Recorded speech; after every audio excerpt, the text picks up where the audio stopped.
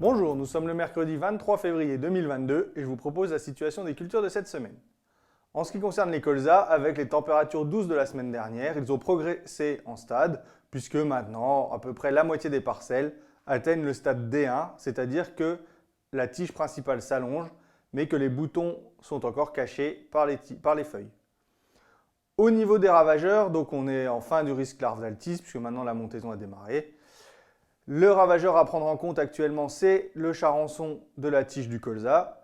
Donc, la semaine dernière, avec les conditions très venteuses, il n'y a pas eu de vol. Mais avec les conditions plus calmes annoncées pour les prochains jours, il faut remettre en place les cuvettes jaunes pour mesurer l'arrivée de ces charançons.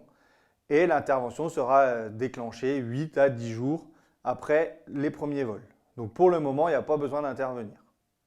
En ce qui concerne l'azote, si vous n'avez pas encore fertilisé les parcelles, le premier apport est à réaliser dès que vous pourrez rentrer en parcelle. Pour le deuxième apport, c'est encore un peu tôt. Vaut mieux attendre au moins la fin de semaine prochaine.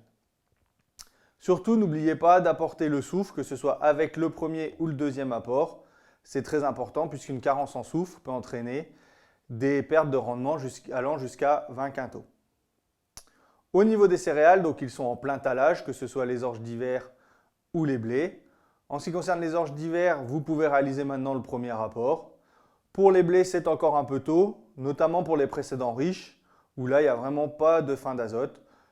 On pourra commencer les apports la semaine prochaine sur des précédents type maïs ou tournesol, où là, on a besoin d'un peu d'azote pour dégrader les résidus. La priorité sur les blés, c'est de faire les rattrapages au niveau des désherbages antigraminés, puisque plus on intervient tôt, plus on aura une bonne efficacité. En ce qui concerne les semis de printemps, donc là, avec les conditions annoncées dans les prochains jours, notamment la semaine prochaine, les sols devraient ressuyer et les semis vont pouvoir vraiment démarrer. Donc là, faites bien attention à ce que le sol soit bien ressuyé, puisque ces cultures sont quand même très sensibles au tassement, donc que ce soit pour les pois, les orges de printemps ou les féroles. Attendez que le sol soit bien ressuyé.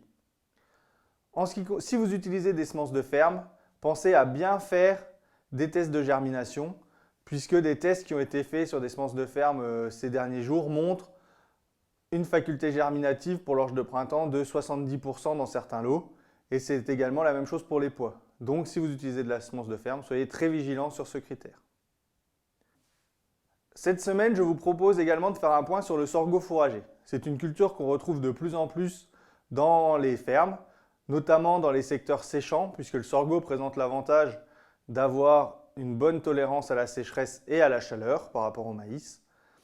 Donc, on en retrouve de plus en plus souvent pour les éleveurs ou pour les méthaniseurs.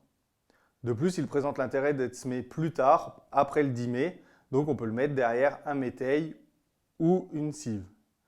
Il existe 3 types de sorgho. Le sorgho fourragé, qui va avoir une bonne valeur alimentaire, mais un rendement un peu plus faible que les autres. Le sorgho double usage, qui va avoir une valeur alimentaire moyenne, mais une productivité assez élevée.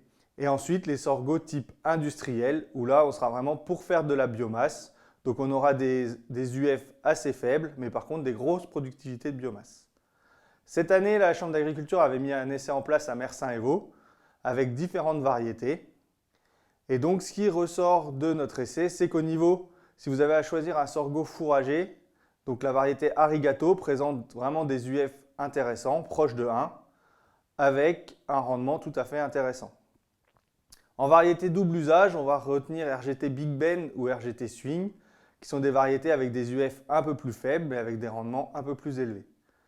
Et enfin, en variété type industriel, on a ESTX, qui fait des très grosses biomasses, par contre avec des UF beaucoup plus faibles, de l'ordre de 0,6. Donc n'hésitez pas à nous contacter si vous voulez plus d'informations sur le sorgho fourragé et sur le choix des variétés. Je vous souhaite une bonne semaine, à la semaine prochaine.